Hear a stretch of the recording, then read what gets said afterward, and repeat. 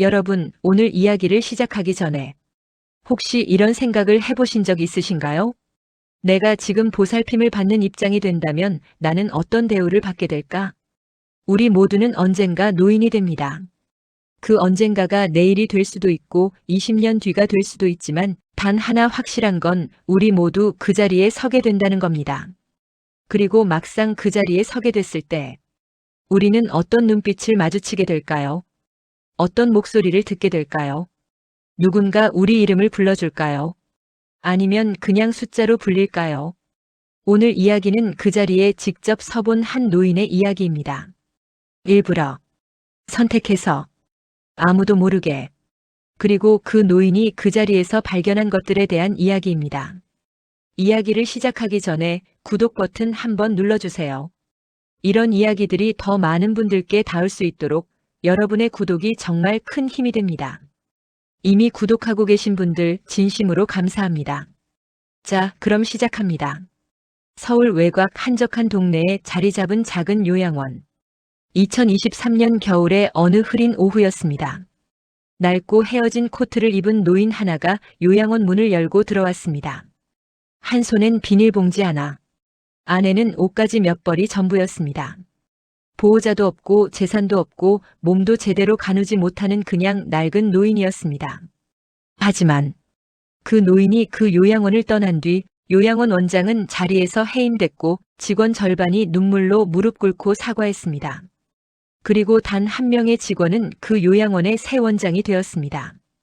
왜냐하면 그 노인은 환자가 아니었기 때문입니다. 그는 그 요양원을 포함한 전국 12개 시설을 운영하는 요양재단의 진짜 이사장 박성철이었습니다. 그리고 그가 직접 입소를 결심한 이유는 단 하나였습니다. 서류로는 알 수 없으니까. 직접 누워봐야 그 냄새가 뭔지 알 수 있으니까. 박성철은 74이었습니다. 젊었을 때 사업으로 돈을 벌었고 50대에 재단을 세웠습니다. 처음엔 작은 요양원 하나였지만 20년이 지나면서 전국 12개 시설, 직원 400여 명 규모로 커졌습니다. 사람들은 그를 이렇게 불렀습니다. 어르신들을 위한 좋은 시설을 만든 사람. 성철 자신도 그렇게 믿었습니다. 좋은 침대를 드렸습니다. 넓은 식당을 만들었습니다. 최신 의료 장비를 갖췄습니다.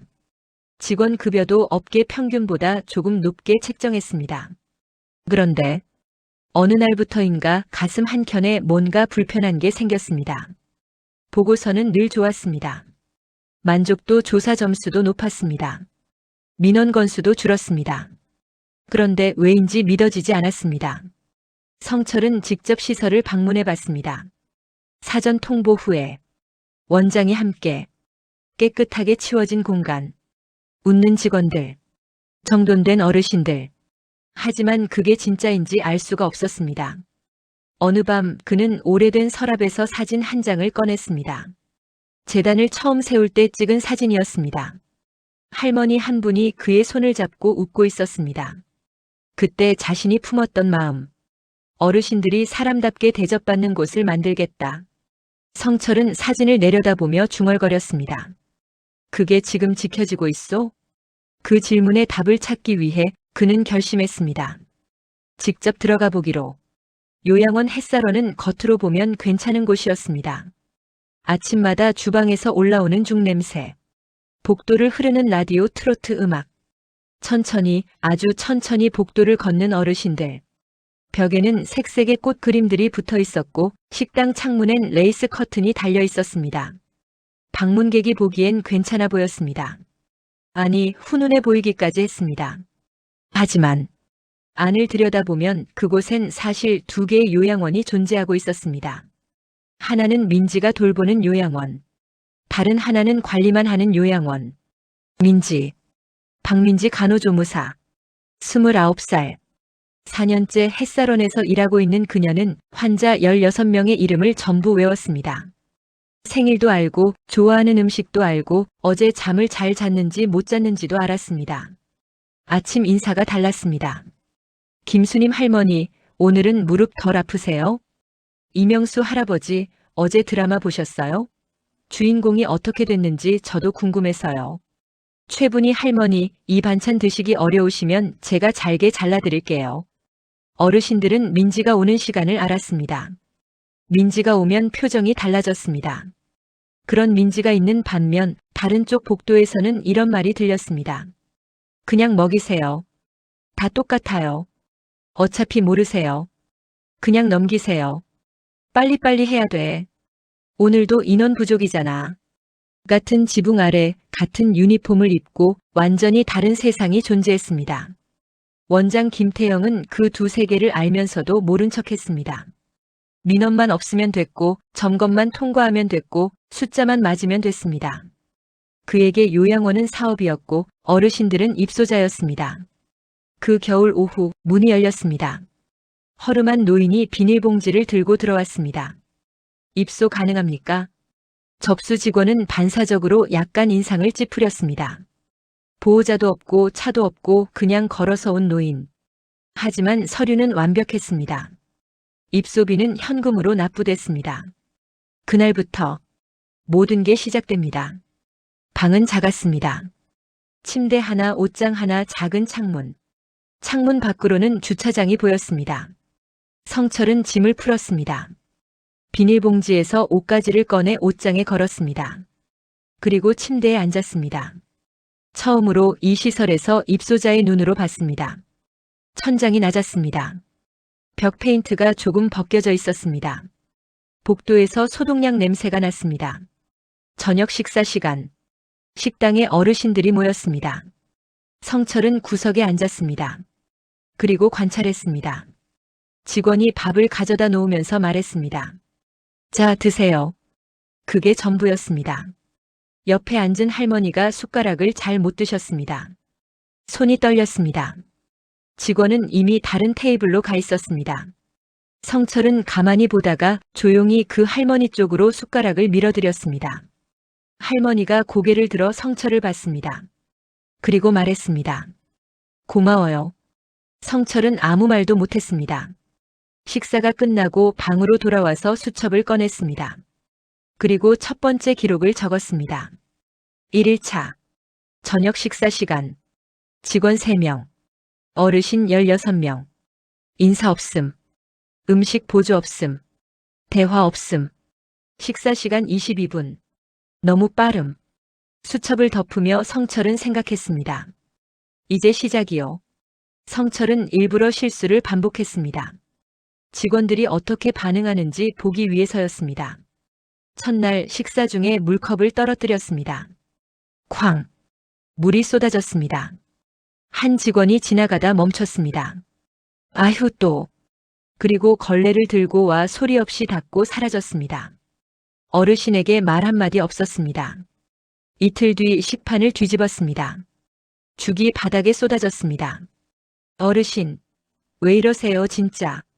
빠른 손놀림으로 닫고 어르신 쪽은 쳐다보지도 않았습니다. 그리고 사흘째 호출벨을 눌렀습니다. 15분이 지나도 아무도 오지 않았습니다. 한 번 더 눌렀습니다. 20분 뒤 직원이 왔습니다. 왜요? 뭐가 필요하세요? 짜증이 묻어있는 목소리였습니다. 성철은 아무 말 안 했습니다. 물 좀 주시오. 그게 전부였습니다. 직원은 물 한 컵을 가져다 주고 바로 나갔습니다. 성철은 조용히 수첩에 적었습니다. 기록했다. 그런데 그 중에 단 한 번 다른 반응이 있었습니다. 복도에서 물컵을 또 떨어뜨렸을 때였습니다. 저 멀리서 걸어오던 직원이 뛰어왔습니다. 어르신, 다치셨어요? 발에 물 튀지 않으셨어요? 박민지였습니다. 그녀는 노인의 발 상태를 먼저 확인하고 그 다음에 바닥을 닦았습니다. 그리고 새 물컵에 물을 채워 건네며 말했습니다. 어르신 손이 좀 불편하세요? 컵 손잡이 있는 걸로 바꿔드릴까요? 성철은 잠시 그녀를 바라봤습니다. 괜찮소. 민지가 웃었습니다. 그래도 바꿔드릴게요. 더 편하실 거예요. 성철은 그날 저녁 수첩에 다르게 적었습니다. 직원 박민지. 컵 낙하시 즉각 반응. 환자 상태 먼저 확인. 선제적 개선 제안. 표정 진심. 그 밑에 작게 썼습니다. 처음이요. 성철은 며칠에 걸쳐 민지를 관찰했습니다. 대놓고가 아니라 조용히. 민지의 하루는 다른 직원들과 달랐습니다. 출근하면 가장 먼저 어르신들 방을 순서대로 들렀습니다. 약 투여가 목적이 아니었습니다. 그냥 얼굴을 보기 위해서였습니다. 할머니, 오늘 주무셨어요? 할아버지, 어제 따님이 오셨다고요? 좋으셨겠다. 짧은 대화였지만 어르신들의 표정이 달라졌습니다. 식사 시간에도 달랐습니다. 잘 못 드시는 분 옆에 조용히 앉아서 반찬을 잘게 자르거나 국을 식혀드리거나 음식 순서를 봐드렸습니다. 시키지 않아도 했습니다. 그리고 퇴근 전에 꼭 한 바퀴 돌았습니다. 성철은 어느 날 물었습니다. 퇴근 전에 왜 또 도나? 민지가 잠깐 멈추다가 말했습니다. 가다가 뭐가 생각날 것 같아서요. 미리 확인하면 마음이 편해요. 성철은 그 말을 수첩에 적지 않았습니다. 그냥 마음에 새겼습니다. 어느 날 저녁 민지가 혼자 가니 의자에 앉아서 뭔가를 적고 있었습니다. 성철이 다가가서 봤습니다. 어르신들 특이사항 노트였습니다. 공식 서류가 아니었습니다. 민지가 개인적으로 만든 노트였습니다. 김수님 할머니 오른쪽 무릎 통증 증가, 걸음 속도 느려짐. 가족에게 알릴 것. 이명수 할아버지 며칠째 식사 줄었음.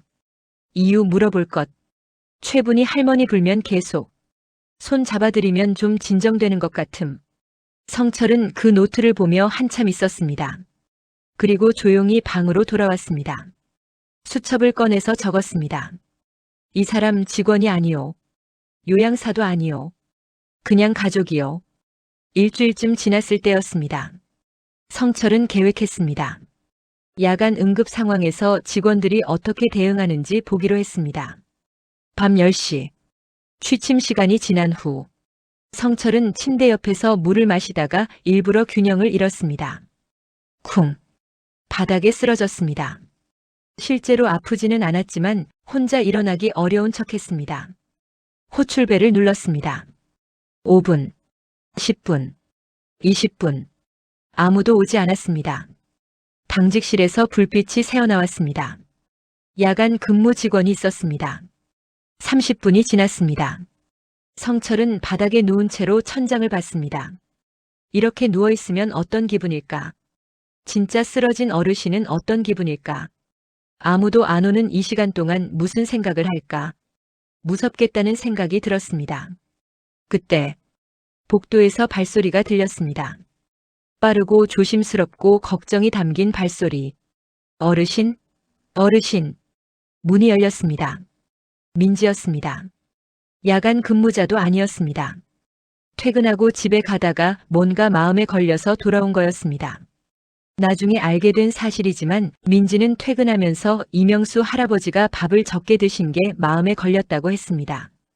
확인하러 왔다가 복도를 지나다 성철의 방에서 이상한 기척을 느낀 거였습니다.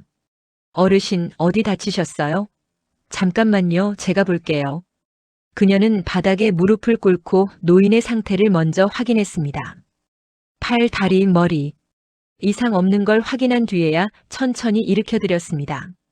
다음엔 혼자 일어나려 하지 마세요. 저 부르세요. 진짜로요. 성철은 침대에 앉으면서 슬며시 그녀의 얼굴을 봤습니다. 퇴근 후에 다시 돌아온 얼굴. 화장도 지워진 지친 얼굴. 그런데 눈빛만큼은 선명했습니다. 왜 돌아왔어? 민지가 살짝 웃었습니다. 아, 이명수 할아버지 밥 확인하러요. 오늘 좀 적게 드셔서요. 그게 다요? 네. 근데 어르신도 오늘 많이 드셨어요? 저녁에 조금 남기시던데. 성철은 아무 말도 못했습니다. 그녀는 자신이 돌봐야 한다고 생각하는 사람들의 밥 양을 기억하고 있었습니다. 괜찮소. 됐어. 민지가 일어나면서 말했습니다. 어르신 무서우시면 호출벨 언제든지 누르세요. 제가 왔다 갔다 할게요. 그리고 나갔습니다. 성철은 그 자리에 한참 있었습니다. 그리고 수첩을 꺼냈습니다. 손이 조금 떨렸습니다. 7일차. 야간. 쓰러짐 연출. 호출벨 응답 30분 이상 무응답. 야간 당직 직원 응답 안함. 그런데 민지 퇴근 후 자발적 복귀. 환자 상태 확인. 이명수 어르신 밤 양까지 기억하고 있었음. 마지막으로 적었습니다. 이 사람은 어떻게 이러고 있어? 열흘이 지났습니다. 성철은 두 번째 시험을 준비했습니다. 아침 식사 후 복도를 걷다가 일부러 지갑을 떨어뜨렸습니다. 그냥 지갑이 아니었습니다. 현금 200만 원이 든 지갑이었습니다. 바닥에 떨어진 채로 성철은 천천히 걸어가며 뒤를 봤습니다. 지나가던 직원 하나가 걸음을 멈췄습니다. 주위를 한번 둘러봤습니다. 지갑을 집어들었습니다. 안을 봤습니다. 현금이 보였습니다. 그리고 주머니에 넣으려는 순간 그거 어르신 거예요. 민지였습니다. 복도 끝에서 걸어오고 있었습니다. 조용하지만 분명하게. 직원은 당황해서 말을 더듬었습니다. 아니, 나는 그냥 잠깐 갖다 드리려고. 민지는 그 말을 끊지 않았습니다. 반박하지도 않았습니다. 그냥 조용히 지갑을 받아서 성철에게 가져갔습니다. 어르신 떨어뜨리셨어요. 성철은 지갑을 받아들었습니다. 그리고 속으로 말했습니다. 그래. 여기에도 아직 남아있군. 그날 저녁 민지는 그 직원에게 조용히 다가가서 말했습니다. 다음엔 그러지 마세요. 어르신들 뭘 모르시는 것 같아도 다 느끼세요. 직원은 아무 말도 못했습니다. 민지는 더 이상 말하지 않았습니다. 그게 전부였습니다. 그런데 그게 더 무거웠습니다. 성철은 그날 수첩에 짧게 적었습니다. 돈 시험 통과. 그런데 더 인상적인 건 그 다음이었소. 민지는 동료를 공개적으로 망신 주지 않았소. 혼자서 조용히 말했소. 그 방식이 더 어른이요. 성철은 밤마다 몰래 돌아다녔습니다. 취침 시간 이후 복도가 어두워지면 그는 천천히 움직였습니다. 슬리퍼 소리가 나지 않게. 그가 본 것들. 호출벨이 울리는데 15분 넘게 아무도 가지 않는 병실. 정해진 시간에 약을 드려야 하는데 30분 지연된 기록. 식사 기록은 완식으로 적혀 있는데 실제로는 반도 못 드신 어르신. 면회 기록에 보호자 서명이 있는데 실제로는 직원이 대신 한 흔적. 야간 당직 직원이 당직실에서 자는 장면. 응급 처치 키트가 잠겨 있는 장면. 그는 조용히 아무도 모르게 기록했습니다. 작은 수첩에 날짜, 시간, 내용. 그런데 어느 밤에 복도를 걷다가 한 병실에서 불빛이 새어나오는 걸 봤습니다. 밤 11시가 넘은 시간이었습니다. 문이 살짝 열려 있었습니다. 성철이 조심스럽게 들여다봤습니다. 민지가 있었습니다. 퇴근 시간이 훨씬 지난 시간이었는데 그녀는 침대 옆에 작은 의자를 끌어당겨 앉아서 잠을 못 이루는 할머니의 손을 잡고 있었습니다. 할머니, 제가 있어요. 무서우시면 제 손 잡으세요. 할머니는 치매가 있는 분이었습니다. 민지가 누구인지 기억하지 못하는 분이었습니다. 그런데도 민지는 그 손을 꼭 잡고 있었습니다. 할머니가 중얼거렸습니다. 엄마? 엄마 왔어? 민지가 대답했습니다. 네. 왔어요. 자도 돼요. 제가 있을게요. 할머니가 눈을 감았습니다. 손은 놓지 않았습니다. 민지도 눈을 감지 않았습니다. 그냥 그 손을 잡은 채로 있었습니다. 성철은 문 뒤에서 한참을 서 있었습니다. 70대 노인이 된 그 남자가, 수십 년 동안 재단을 운영하며 단 한 번도 울지 않았던 그 남자가 그날 밤 복도에서 혼자 울었습니다. 소리 없이, 아무도 모르게. 아무도 몰랐습니다. 민지도 몰랐고 할머니도 몰랐고 복도를 지나는 직원도 몰랐습니다. 성철만 알았습니다. 내가 틀렸었소. 무엇을 틀렸다는 걸까요? 그는 지금껏 시설을 관리했습니다. 좋은 설비, 넓은 공간, 안전한 환경. 그게 전부인 줄 알았습니다. 그런데 오늘 밤 그는 처음으로 이해했습니다. 사람이 사람을 보살피는 건 비로 되는 게 아니구먼. 다음 날 아침, 민지가 식당에서 혼자 밥을 먹고 있었습니다. 일찍 출근해서 어르신들 기상 전에 식사를 마치는 게 그녀의 습관이었습니다. 성철이 천천히 맞은편에 앉았습니다. 같이 앉아도 되겠소? 민지가 웃으며 고개를 끄덕였습니다. 잠시 둘이 말없이 밥을 먹었습니다. 그리고 성철이 물었습니다. 여기 일한 지 얼마나 됐소? 4년 됐어요. 왜 이 일을 하오? 민지가 잠깐 젓가락을 내려놓았습니다. 저희 외할머니가 요양원에 계셨어요. 제가 중학교 2학년 때. 그래서요. 그때 제가 자주 못 갔어요. 학교도 있고 학원도 있고 바쁘다는 핑계로. 할머니가 돌아가시고 나서 엄마한테 들은 말이 있어요. 할머니가 자주 그러셨대요. 뭐라고요? 민지가 왔으면 좋겠다고요. 매일. 민지가 잠깐 웃었는데 그 웃음이 슬펐습니다. 그 말 듣고 나서 그냥 이 일하고 싶었어요. 누군가한테 내가 있어줄 수 있는 사람이 되고 싶었어요. 성철은 아무 말도 못했습니다. 유치하죠? 아니요. 성철이 말했습니다. 그게 제일 어려운 마음이요. 14일째 아침. 성철은 밥을 먹지 않았습니다. 방에 앉아서 수첩을 펼쳤습니다. 그동안 그가 기록한 것들을 다시 읽었습니다. 직원 무반응 기록 17건, 약 투여 지연 9건, 식사 기록 부정확 11건, 서류 허위 기재 의심 사건, 호출벨 장시간 미응답 23건, 야간 당직 근무 중 수면 3건. 반면 민지의 기록. 야근 외 자발적 잔류 6회, 환자 불편 선제 확인 수십 회, 동료 부적절 행동 조용히 시정 2건, 치매 어르신 심야 손잡기 적어도 1회 이상. 성철은 수첩을 덮었습니다. 그리고 방을 나섰습니다. 걸음이 달라졌습니다. 허리를 굽히지 않았습니다. 처음으로 이사장의 걸음으로 걸었습니다. 오전 10시. 성철은 원장실 문을 두드렸습니다. 들어오세요. 원장 김태영은 책상에 앉아 서류를 보고 있었습니다. 노인이 들어오는 걸 보고 살짝 인상을 찌푸렸습니다. 무슨 일이세요? 성철이 말했습니다. 여기 운영 문제 많소. 원장이 피식 웃었습니다. 어르신 불만이 있으시면 가족분께 말씀하시거나 공식 민원 절차를 아니면 편하신 곳으로 이동하시는 것도 방법입니다. 그 말에 성철이 멈췄습니다. 그리고 처음으로 허리를 똑바로 폈습니다. 그가 주머니에서 뭔가를 꺼냈습니다. 명함이었습니다. 원장이 받아들었습니다. 처음엔 무심하게 봤습니다. 그 다음 순간 얼굴이 하얗게 변했습니다. 한빛요양재단 이사장 박성철. 원장이 벌떡 일어났습니다. 저 이사장님. 성철이 말했습니다. 14일 동안 여기 있었소.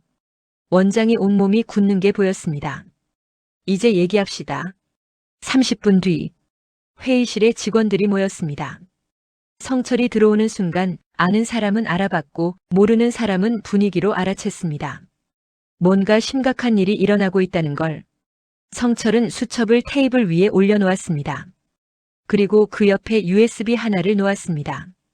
이 안에 14일치 기록이 들어있어. CCTV 영상, 약 투여 로그, 야간 기록 원본, 식사 기록 대조 결과. 회의실이 얼어붙었습니다. 성철이 하나씩 읽기 시작했습니다. 날짜, 시간, 내용. 담담하게. 감정 없이. 그냥 사실만. 읽힐 때마다 해당 직원들이 고개를 숙였습니다. 일부는 눈물을 흘렸습니다. 일부는 입술을 깨물었습니다. 원장 김태영은 점점 얼굴이 작아졌습니다. 다 읽고 나서 성철이 말했습니다.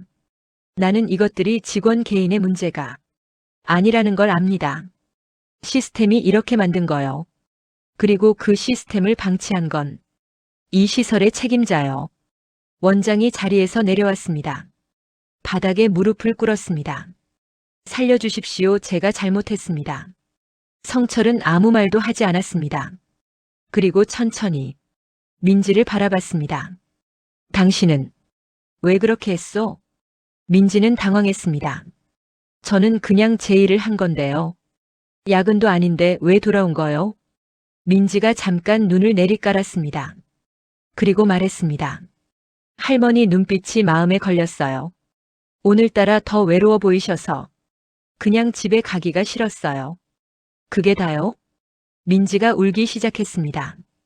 환자는 가족이니까요.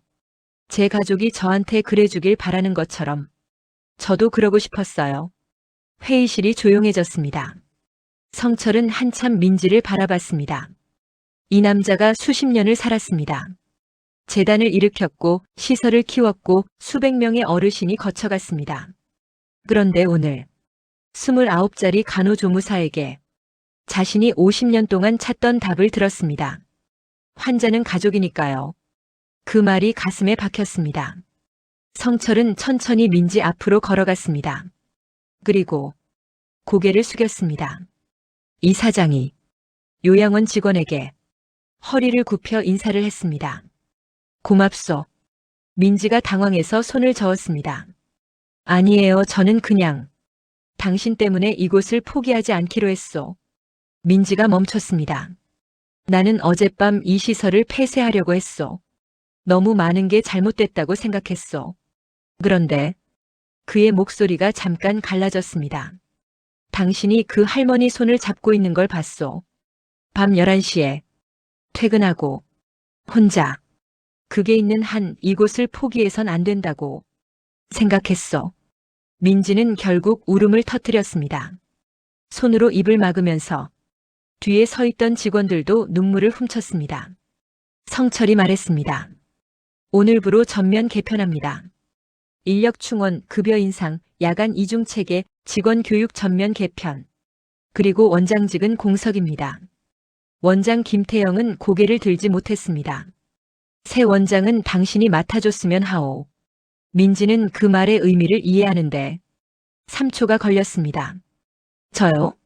자격증은 단기에 취득 가능하고 행정은 보좌 시스템을 붙이겠소. 내가 원하는 건 자격증이 아니라 마음이요. 그 마음은 당신이 가지고 있소. 민지는 그 자리에서 주저앉았습니다. 바닥에 앉아서 손으로 얼굴을 덮고 소리 없이 울었습니다. 성철이 그 앞에 천천히 무릎을 꿇었습니다. 부탁드려도 되겠소? 날 이후로도 이야기는 계속됩니다. 성철이 떠나는 날, 어르신들이 복도에 나와서 배웅했습니다. 치매가 있는 최분희 할머니도 나와 있었습니다. 민지가 누구인지 기억 못하는 그 할머니가 성철에게 다가와서 말했습니다. 아저씨, 또 와요. 성철은 그 말에 잠깐 멈췄습니다. 그러겠소. 뒤돌아 나오면서 그는 눈을 닦았습니다. 직원들 중에서 지갑을 집으려 했던 직원이 있었습니다. 그 직원이 민지에게 찾아와서 말했습니다. 저 그때 진짜 왜 그랬는지 모르겠어요. 정말 죄송해요. 민지가 대답했습니다. 괜찮아요. 그냥 이제부터 잘하면 되죠. 그 직원은 그날부터 달라졌습니다. 아는 척하지 않았지만 어르신들 이름을 외우기 시작했습니다. 야간 당직에서 30분 동안 응답하지 않았던 직원도 있었습니다. 그 직원은 성철에게 직접 편지를 썼습니다. 이 사장님, 저는 그날 자고 있었습니다. 변명이 없습니다. 죄송합니다. 성철은 그 편지를 2번 읽었습니다. 그리고 답장을 썼습니다. 다음엔 그러지 마시오. 기회는 있소. 1년이 지났습니다. 햇살원이 달라졌습니다. 복도에 어르신들의 사진이 걸렸습니다. 옛날 사진, 젊을 때 사진, 가족 사진. 이분들이 누구신지 우리가 알아야 한다는 민지의 제안이었습니다.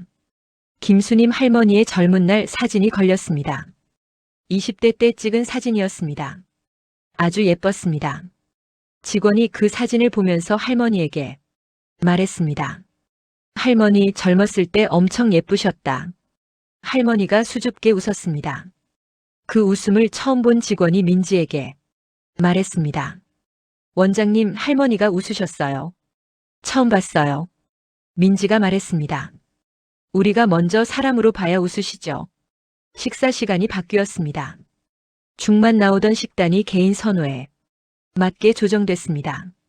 못 드시는 게 있는 게 아니라 드시기 싫은 게 있는 거라는 말로 시작된 변화였습니다. 이명수 할아버지가 좋아하는 음식이 뭔지 물어봤습니다. 계란말이요. 옛날에 마누라가 잘 해줬는데 그 다음 주 금요일 점심 계란말이가 나왔습니다. 할아버지가 밥을 다 드셨습니다. 처음이었습니다. 야간 근무 체계가 바뀌었습니다. 2인 1조, 1시간 순찰. 호출벨 3분 이내 응답. 지켜지지 않으면 페널티가 아니라 왜 못 지켰는지 먼저 물어보는 시스템.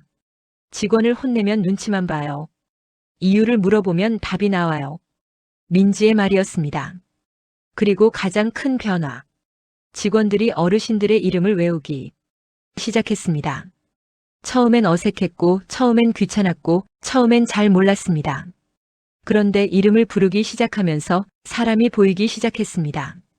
어르신이 아니라 김수님 할머니, 101호가 아니라 이명수 할아버지, 치매 환자가 아니라 최분희 할머니. 사람이 보이면 마음이 달라졌습니다.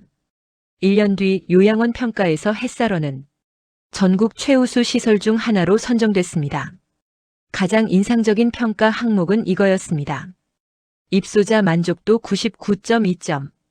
특이사항 입소자들이 이곳을 집이라고 표현함. 1개원 1주년 기념식. 요양원 마당에 어르신들과 직원들, 가족들이 모였습니다. 봄이었습니다. 벚꽃이 피었습니다. 박성철이 마이크 앞에 섰습니다. 저는 50년 동안 시설을 운영했습니다. 좋은 침대, 넓은 방, 깨끗한 화장실. 그게 전부인 줄 알았습니다. 그런데 작년 겨울, 여기서 14일을 지내면서 처음으로 알았습니다. 좋은 시설은 돈으로 만드는 게 아닙니다. 좋은 사람으로 만듭니다. 박수가 터졌습니다. 성철은 민지를 바라봤습니다. 딸 하나 생긴 것 같구먼. 민지는 웃으면서 그의 손을 꼭 잡았습니다. 그날 마당에 앉아있던 김수님 할머니가 옆 직원에게 말했습니다. 저기 원장 선생님 있잖아. 내 딸 같아. 직원이 웃으며 대답했습니다. 맞아요, 할머니. 저도 그런 것 같아요. 치매가 있어서 어제 있었던 일도 기억 못하는 할머니가 민지를 보면서 딸 같다고 했습니다. 기억이 사라져도 남는 게 있었습니다. 느낌이었습니다. 온기였습니다. 그 사람이 자신을 사람으로 대해줬다는 느낌. 그건 치매도 지우지 못했습니다. 가족은 피로만 이어지는 게 아닙니다. 선택이기도 합니다. 상처받은 사람 곁에 남아주는 것, 이름을 불러주는 것, 퇴근했다가 다시 돌아오는 것, 바닥에 앉아서 손을 잡아주는 것, 그게 가족입니다. 박성철은 자기 시설을 14일 동안 혼자 들여다봤습니다. 그리고 그 안에서 가족을 발견했습니다. 박민지는 할머니를 잃고 나서 이 일을 시작했습니다. 그리고 그 일 속에서 아버지를 만났습니다. 최분희 할머니는 매일 밤 무서웠습니다. 그런데 손을 잡아주는 사람이 생겼습니다. 그걸로 충분했습니다. 오늘 당신 곁에도 그런 사람이 있다면 그냥 한번 고맙다고 말해보세요. 그 사람이 퇴근하고 집에 가기 전에, 그리고 당신이 누군가에게 그런 사람이 될 수 있다면 오늘 한 번만 그 사람의 이름을 불러주세요. 오늘 이야기가 마음에 닿으셨나요? 이 채널은 우리 주변에서 실제로 일어날 법한 이야기들, 사람과 사람 사이에서 벌어지는 따뜻하고 뭉클한 순간들을 전합니다. 좋아요와 구독은 저에게 큰 힘이 됩니다. 그리고 이 이야기가 당신의 누군가에게 닿았으면 하는 마음으로 공유도 부탁드릴게요. 다음 이야기로 찾아오겠습니다. 고맙습니다.